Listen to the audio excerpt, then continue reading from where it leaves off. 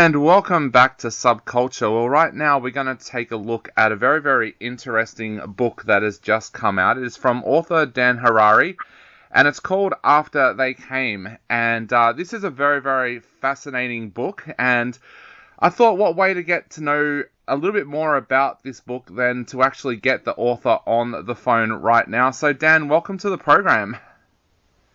Thank you very much. It's very exciting for me to be here with you. I appreciate this. So, Dan, tell us a little bit about this novel, because this comes from a very, very personal story for you. So tell us a little bit about the novel and what sparked your interest in first writing it. Okay. Well, sort of two concurrent tracks, David, happened. The first track is when I was 14 years old. I was in my father's car. I grew up in New Jersey, along the New Jersey shore. So my dad picked me up from school about 4 o'clock in the afternoon one day, and I'm in my father's car in my neighborhood. And as we're driving home, an enormous silver V, like Victor, V-shaped craft was hovering directly above our heads, maybe 200-300 feet in the sky. It was silent. It was huge. And it was just like it was floating, but it was moving very, very slowly above us. And I looked out the windshield and I said, Dad, stop the car, there's a UFO. Oh my God, there's a UFO. So we stopped the car. We both got out. I'm jumping up and down, David, like a lunatic because I'm 14 years old. My father looked at it like he was looking at a head of cabbage in the grocery store. He looked at it like it was no big deal. Then he winked at me. He said, let's go home. We go home. I called my local newspaper, and I said, I just saw a UFO. And the lady said, young man, we're getting lots of calls about this right now. I can't talk to you. I have to talk to these other witnesses. Nothing ever ran in the paper.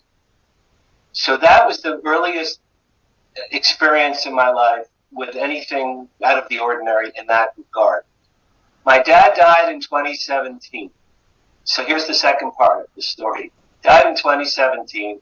I was very sad because we were very close. I went to a restaurant to order some lunch, and as I was waiting, I remembered that UFO sighting I had with my father, and the fact that he looked at it like he knew what it was, and that he winked at me. Now, my dad was an electronics engineer for 45 years with the U.S. military. He invented missiles and radar systems and drones and things that flew and spied on America's enemies for 45 years. So after my dad died, I had like a light bulb went off. I'm like, oh my God, I think my father knew what that UFO was. Yep. Because the way he looked at it was like you would or I would look at a car, and then he winked at me. I think that's the only time he ever winked at me in my life. When that happened, I literally started to write down on a menu in the restaurant with a pen from the waiter all these ideas for a novel, like a man finds out his father worked on UFOs after his father's death. And then I wrote the letters ATC, which I didn't even know what that was until I figured out it meant after they came. And then I wanted the aliens to come to be benevolent, because everything we see usually with aliens is War of the Worlds or Independence Day or things when they come and kill everybody or eat everybody. I wanted benevolent aliens to come who knew this guy's dad before the dad passed away. And it was told from a modern day point of view, with me, a parody of myself as the lead character. That's how the book came to be born.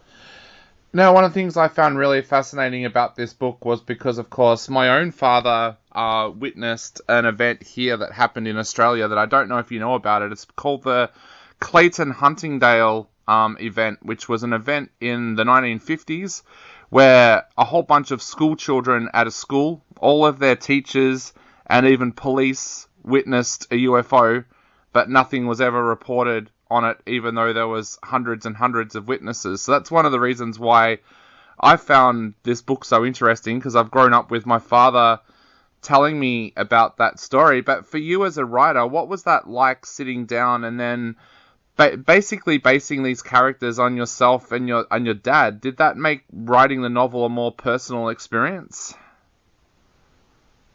Absolutely, yes. Absolutely, yes. I'm 66 years old now. For many, many years, I used to tell my friends, if I'm not remarried or if I'm not a millionaire by 60, I'm gonna drown myself in the Pacific Ocean. I'm gonna kill myself on my 60th birthday. I used to joke about that for years and years. So I made the lead character this man who lives in Los Angeles. The book takes place 10 years from now, so near future. And instead of his 60th birthday, this guy, he's lost track with his children. His business has failed. He hasn't had luck with women. So he decides to drown himself in the Pacific on his 70th birthday in Malibu. So he goes out to Malibu, takes vodka, takes pills, takes off his clothes, swims out to sea, and he starts to drown. And honestly, for many years, that's what I used to joke. Not even that joking, because I have depression. So I have depression that comes and goes. But that was my plan for how, if I was ever going to kill myself, that's how I was going to do it. So instead of me doing it, I had my lead character do it. So he did it on his 70th birthday. And as he's drowning, an enormous UFO comes up out of the Pacific Ocean, huge, right above him, beams him on board, and then the UFO flies over all of Los Angeles, and then it deposits him and two beautiful aliens in Dodger Stadium on live TV. And I was just thinking, wouldn't it be wonderful if wonderful, beautiful Nordic aliens revealed themselves on live TV during my lifetime or my daughter's lifetime? My daughter's 33. Wouldn't it be wonderful if we lived long enough to see that day when they came? They said, we're here, we love you, we've been here for tens of thousands of years, we've been studying your race, and now we've come to help you with your problems. That was the grand opening first 5 chapters of this book.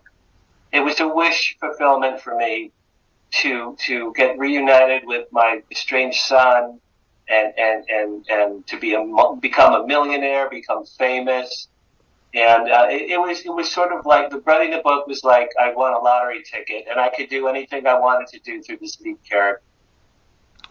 Definitely. Now, the book just recently made its debut at AlienCon 2023, and I understand that you had the opportunity to give your novel to a few famous people there. Tell us a little bit about your experience at AlienCon 2023. That was so much fun, David, man. That was so great. I've been going to AlienCon for several years, but the last, I think, 3 years they didn't have it because of COVID, obviously. I've been, so independently of my sighting and my father, I've been a member of MUFON, Mutual UFO Network, since 2007, and I've been studying ufology since that time. Also, I don't know if they have it in Australia, but there's a TV series called Ancient Aliens. Here in the United States, it's on the History Channel. I would imagine it's available to you guys on streaming. Yep. And Ancient Aliens, the theory of Ancient Aliens is one from a very famous writer named Eric von Daniken. In 1968, Eric von Daniken wrote a book called Chariots of the Gods. It was a global bestseller. And in the book, he asked the question, what if our ancestors were extraterrestrial beings? And they built the pyramids in Egypt and the monoliths and Stonehenge and all these things all over the world. Well, he's the father of ancient astronaut theory. Many years later, his underling is a guy named Giorgio Tsoukalos. And Giorgio created the Ancient Aliens TV show 19 years ago, whatever that year was. So these two guys are like the founding fathers of ancient alien theory. Well, they were both at AlienCon this last weekend in Pasadena, California. I met both of them and spoke to both of them and gave both of them copies of my book. And they both said, Eric was sweet. He goes, I haven't read this one yet. And I said, Eric, it just came out 3 days ago. That's why. So it was very, very cool. Also, I met Nick Pope. Nick Pope was the head of the UK's Ministry of Defense UFO Research Department. And Nick is actually becoming a friend of mine. He gave me a quote from my book, and I invited him out to dinner in Hollywood. He said the next time he's in LA, he's gonna take me up on my offer to go out to dinner with him. I've met a number of other people. Paul Hynek, I gave him my book. Paul Hynek's father was J. Allen Hynek, the man who ran Project Blue Book, which was a research book for decades by the U.S. military. J. Allen Hynek inspired Steven Spielberg to write the movie Close Encounters. So I met his son, Paul Hynek, and a number of other people who appear on the Ancient Aliens TV show. They all got my book. They all said they couldn't wait to read it. And it was a thrill. These are like, you know, I was a rock music groupie for many years and met a lot of famous rock musicians. And now I'm a UFO groupie, and I'm meeting a lot of top UFO researchers. And for me personally, it's just been a very exciting experience. Definitely. Now, for any of our listeners who are in the US, Dan will be at UFO Con in San Francisco this weekend, and you'll also be at the LA Times Festival of Books from April the 22nd to the 23rd as well. But Dan, for our international listeners, especially here in Australia, where would they be able to pick up a copy of After They Came if they were looking for a copy? The best way is globally is Amazon.com. Do you guys have Amazon? Yep, we do, yep. Anywhere, I figure in this day and age, Amazon's pretty ubiquitous. But if you go to Amazon.com, it's After They Came by Dan Harary. My last name is Harary. And it's the top entry under After They Came. It's available in Kindle as an ebook or a paperback. And it's endorsed by 6 major UFO researchers from around the world. I've gotten some wonderful book reviews. And it's starting to make some hay within the UFO community. I'm getting people writing to me asking me if I do interviews with them. And it's just a thrill that the book is catching on. Do we have time to talk about my other 2 sightings? Yeah, definitely. Yep, go for it. Okay. So the first sighting, like I said, 1970 with my dad.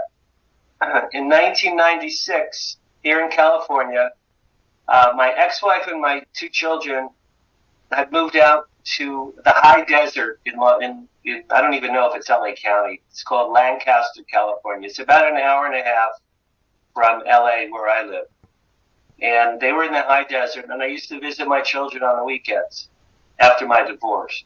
When my son was 8, I bought him a telescope, and we used to look at the night sky in his backyard, because out there, you're away from the LA smog, and you can actually see the sky, and you can see the stars.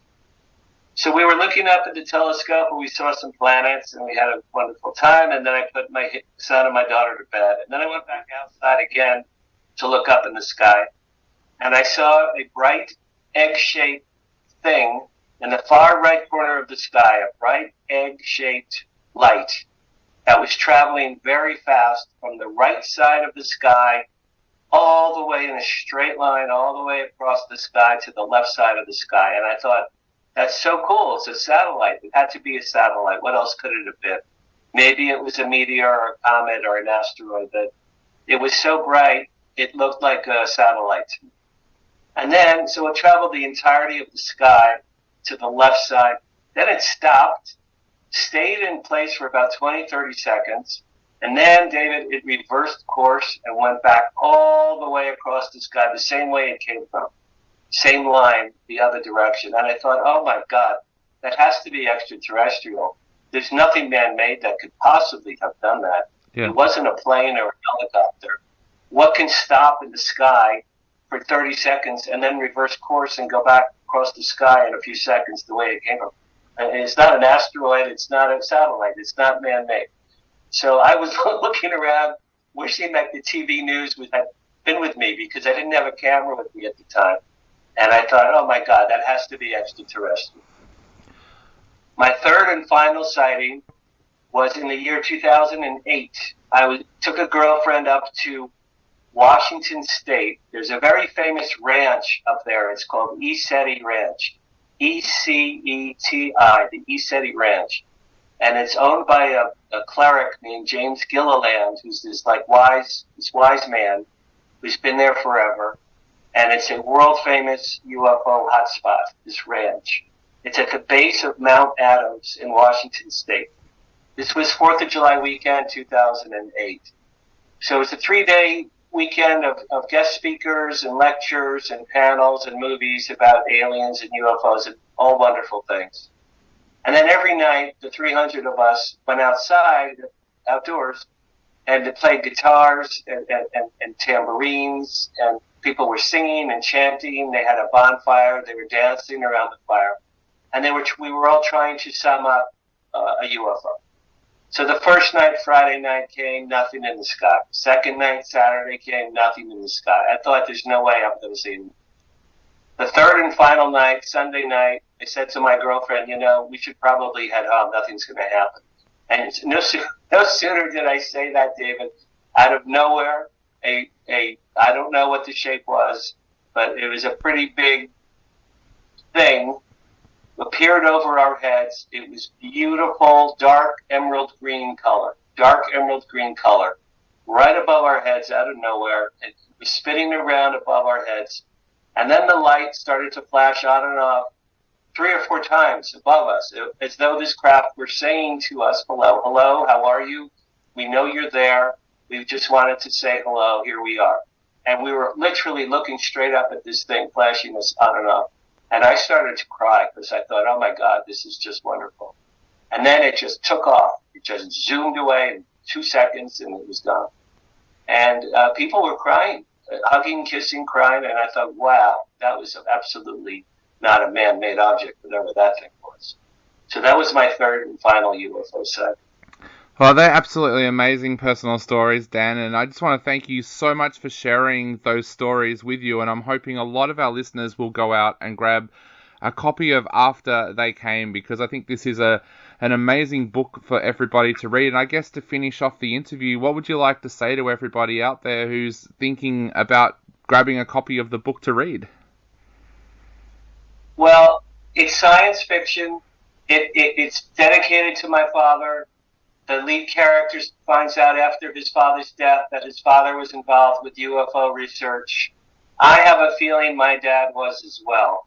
But the big picture, David, is my friends who don't believe are reading the book, and they're telling me, I'm starting to be more open-minded to this concept that we're not alone, that a lot of UFO sightings are extraterrestrial.